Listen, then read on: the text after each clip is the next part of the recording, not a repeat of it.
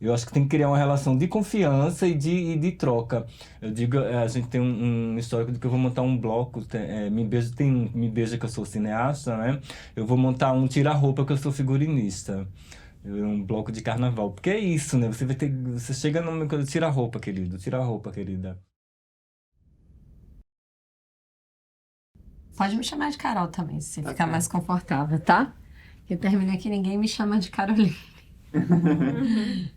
Então, eu sou jornalista de formação. Sempre gostei muito da identidade visual, dos signos da moda, né, das vestimentas. Mas quando eu entrei na universidade, eu não tinha essa intenção de trabalhar propriamente com estilismo, com figurino, né, que eu vinha trabalhar em algum momento. Eu estudava documentário e videojornalismo.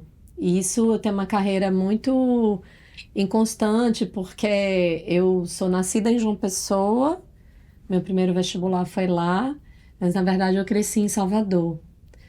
E aí eu estava numa transição em João Pessoa quando fiz vestibular, mas quis voltar para Salvador. E o meu primeiro vestibular foi em comunicação social, aí o segundo eu, por algum motivo, achava que publicidade tinha a ver com arte e cultura, porque alguém me falou que você fazia direção de arte. E aí eu desinformadamente fui fazer o curso na Católica, em Salvador, e lá que eu comecei a me envolver com audiovisual, né? Eu sou Paulo Ricardo, tenho 57 anos, sou um figurinista negro, homossexual, e PCD. É, eu trabalho com cinema já desde há mais de 20 anos. Eu comecei cinema na época da retomada do cinema nacional, né? Eu já trabalhava com teatro e com moda, principalmente com produção de moda.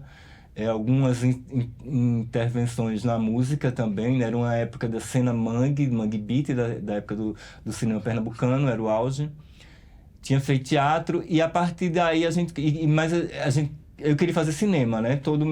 Tudo isso era para me levar a um dia fazer cinema. Só que era um país em que não havia cinema, né? Não tinha casa, não tinha nada e também não tinha cinema.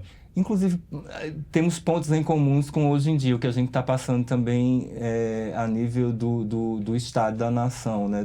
Das políticas públicas. Então, nos anos 90 era retomada do cinema nacional porque o governo anterior, o governo tinha acabado com a Embrafilme e todo suporte para o cinema nacional. A gente começa os anos 90 com quem é jovem, sem saber o que fazer, quem pretendia fazer cinema, sem saber o que fazer, como continuar, e quem já estava estabelecido teve que ir para outras áreas. E a partir daí, essa vontade da gente fazer. Encontrei, por acaso, uns amigos de jornalismo e a gente começou, todos queriam fazer cinema. E a gente bolou fazer uma cooperativa de vídeo, né? E começou fazendo, como eu tinha moda e teatro, as pessoas começaram também a me chamar muito para fazer figurino, a fazer, às vezes, produção de elenco, que tem a ver, né? Um pouco com figurino, direção de arte, produção. Mas aí o figurino foi ficando cada vez mais forte. As pessoas fazendo me chamando cada vez mais para fazer figurino. E eu mergulhando cada vez mais também, me aprofundando no aprendizado, no observar o figurino, né? Meu nome é Rayane, né? Eu tô terminando agora o curso de cinema na Federal de Pernambuco. E eu comecei com figurino quando eu ainda estudava em Sergipe. Eu passei um tempo estudando cinema lá também. E nessas conversas com as amigas, nesses lugares, sempre me perguntam onde você quer trabalhar. Figurino era sempre uma área que me interessava muito. Sempre fui muito ligada em moda e nesse lugar de como as pessoas se vestem, como as pessoas se comportam e como a vestimenta acaba lá, transformando um pouco as pessoas, assim, passando um pouco dessa identidade delas através da roupa. E aí eu acho que isso sempre me atraiu bastante também, assim. Então, quando eu vim para a Lune Produções em 2004, e que a moda também era, a moda independente era algo efervescente aqui na cidade, tinha uns desfiles já no Hack Beat, né? Eu comecei a me interessar muito por esse outro viés criativo, porque na Lune eu trabalhava dentro de uma empresa, fazendo produção, no primeiro momento fazendo assistência de produção executiva, E aí eu estava sentindo muita falta de algo criativo. Eu sempre tive essa relação com o visual. E aí tinha uma amiga que era muito ligada já à moda, Camila Ferza. E a gente foi intuitivamente começando a fazer roupa, a fazer estilismo, indo no centro da cidade, garimpando tecido, estudando assim pelas beiradas, mas na verdade muito mais aprendendo fazendo. E aí na época a gente montou uma marca, isso era 2005, 2006, se eu não me engano, chamada Espelho Meu. E aí foi quando eu tive filho, né, em 2009, e entendi que continuar fazendo moda independente, investindo, né, a perder de vista, era um investimento alto de grana, porque não era uma produção industrial, era uma produção muito alternativa. Então foi quando eu comecei a ficar muito inquieta e relembrei a minha verve e meu interesse por cinema, né, documentário. Também meu companheiro, pai do meu filho na época, é do cinema. E aí eu voltei a circular, né, pelo meio do cinema e entendi que talvez trazer o estilismo para o figurino, né, para a verve de figurinista, casasse ambas as coisas, né? A minha necessidade de continuar mais atuante diretamente na arte e na cultura, não que a moda não seja, mas ela tem um viés muito de negócio, né? Não deixa de ser um negócio, você precisa estar pensando nisso, nessa matemática o tempo inteiro. Eu acho que tem esse lugar da criatividade também, né? Quando você começa a trabalhar dentro dos filmes universitários, né? De como construir esses personagens a partir de um orçamento muito baixo, assim. Porque eu acho, inclusive, que essa questão do orçamento baixo pro figurino dentro do cinema pernambucano no geral, assim, de curtas-metragens, é sempre um ponto, né? Porque acaba que esses primeiros filmes sempre tem prioridade para outras coisas, assim, para construir outras coisas, e o figurino sempre acaba ficando naquele lugar, eu ainda acredito que um pouco esquecido, assim. Ia ser perfeito e incrível se a gente tivesse orçamentos grandes e orçamentos potentes para esses filmes, assim, para poder criar.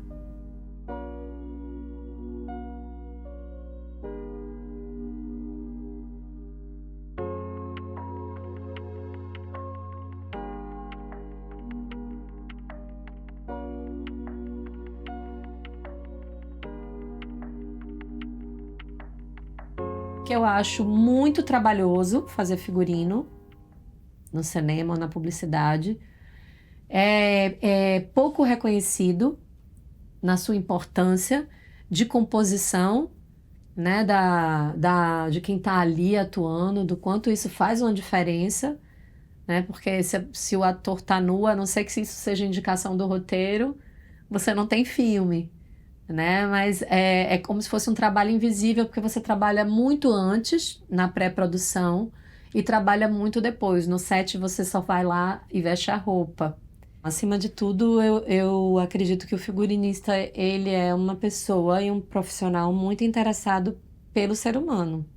Como o ser humano se compõe visualmente e o que é que está por trás disso psicologicamente, né, energeticamente até, e socialmente para que essa pessoa se componha dessa forma, né? Aí você vai entender de contexto, de história, né, de simbologia, de ritos de todas as naturezas, né, espirituais, sociais, enfim.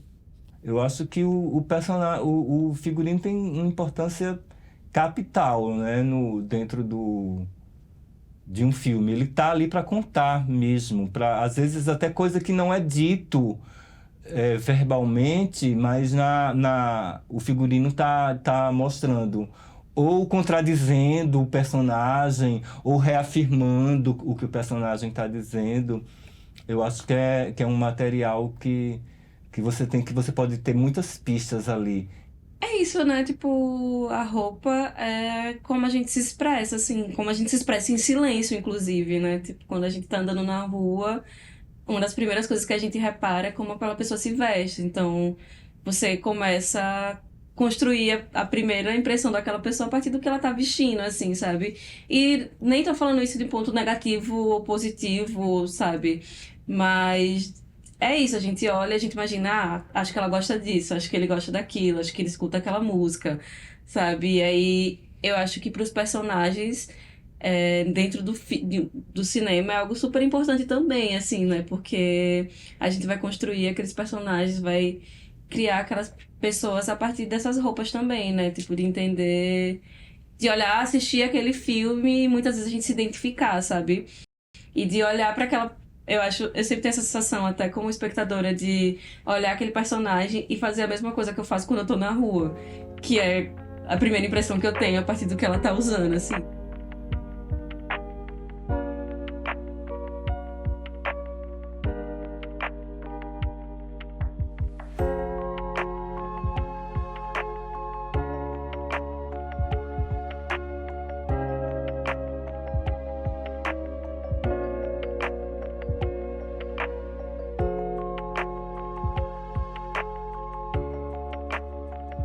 Primeiro ponto é você ler essa história que está sendo proposta, ou ler um argumento, caso seja um documentário, porventura você seja chamada para pensar, né, a composição de vestimenta ali.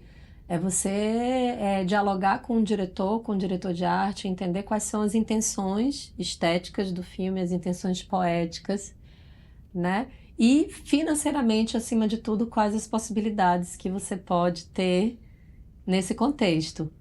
E aí o meu processo, ele não é só técnico, né? E de produtora que eu sou, e eu acho que o figurinista, principalmente o figurinista aqui nessa realidade nordestina, brasileira, né? Dos filmes mais independentes, sem tanto escopo de equipe, né? De tempo, ele precisa ter um perfil de produtor, né? Que o produtor é aquela pessoa que prevê problemas, que prevê time, que tem uma rapidez para chegar em acervos, em brechós, em lojas, em escanear mais rapidamente, né, o que pode ser proposto ali em cada cena, em cada R, como eu disse. E tem um fator que no meu processo criativo ele se agrega bastante, que é esse viés holístico, da abertura para o acaso. Qual é a forma pensamento que você emite, o que é que você está emanando, como é que está o seu foco. E de repente alguns elementos vão chegando para você, você põe uma lupa. Eita, peraí. Eu fico exposto a tudo para da criação, né? A música vai me guiar muito, a música, o tecido, muito, as pessoas nas ruas, mas mais ainda do que o tecido, eu posso até exemplificar depois também, é o resultado imagético que eu vejo na minha mente também, né, daquilo tudo. Depois de eu misturar no caldeirão todas essas referências que eu possa ter, eu quero traduzir na imagem, né? Como eu vou passar tudo isso, todas essas informações que eu sei sobre determinado personagem, ou como eu vou esconder algumas outras que nos cabe esconder, dentro desse caldeirão de sensorialidade, né? Mas eu acho que o primeiro parto do universo mesmo, para ir botando dentro daquele universo. O que é que aí entra o sensorial também, o que é que aquele filme me passou, assim, né? Uma melancolia, uma alegria, um desafio, um enfrentamento. E a partir desse sentimento, eu vou tentando bordar, né? Costurar o figurino. Também eu penso muito enquanto quadros, né? Mas eu preciso criar um universo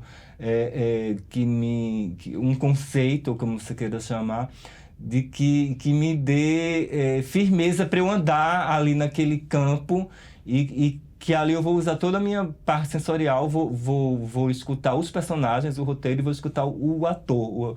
O material principal para mim é o ator. Estou vestindo um corpo, né? Então tem toda uma especificidade. Eu sempre tento olhar para o filme e entender o que é que esse filme me faz sentir para poder pensar, assim, sabe? E eu acho que a partir de um diálogo também com a direção, porque muitas vezes Por mais que pareça super interessante você ter um figurino incrível e exuberante que apareça no filme, também pode ser muito trabalhoso fazer um figurino que ninguém perceba. Fazer um figurino que pareça que o ator saiu de casa, colocou com aquela roupa e começou a gravar. Eu acho que é olhar pro personagem, assim, e tentar entender em que ponto isso pode ser realmente mais viajado, em que ponto isso aqui vai ter que ser, sei lá, esse outro lugar vai ter que ser mais comum, assim, sabe? Acho que nesse lugar. Não sei se tá dando pra entender, mas uma dessas coisas se misturam, assim, isso do que passa despercebido e do que chama atenção. Eu pego o roteiro e eu começo a traçar em cada personagem minha própria história, assim, sabe? Tipo, olhar para aquele personagem e entender, como é que ele acorda? Como é que esse personagem vai dormir? Qual é o tique que ele tem quando ele tá estressado? Sei lá, coisas assim, do tipo, assim, que podem me aparecer no roteiro ou que eu posso criar, assim, também, sabe? E aí, a partir dessa história que eu mesmo crio, eu começo a construir essa personagem. Pensar num ponto, assim, tipo, o que pra mim é esse personagem, e aí a partir daí começar a criar esses outros aspectos, assim, sabe? O que é essa personagem quando ela tá triste, o que é essa personagem quando ela tá feliz, o que é essa personagem quando ela tá no trabalho, o que é a personagem quando ela tá em casa com os amigos, assim. E aí a partir daí é realmente buscar, assim, eu cato coisas desde peças de amigos, até peças dos próprios atores, até lojas do centro da cidade, assim, sabe? Eu adoro catar lojas do centro, assim, aquelas que, sei lá, você nem imagina, assim, fazer realmente uma busca, assim.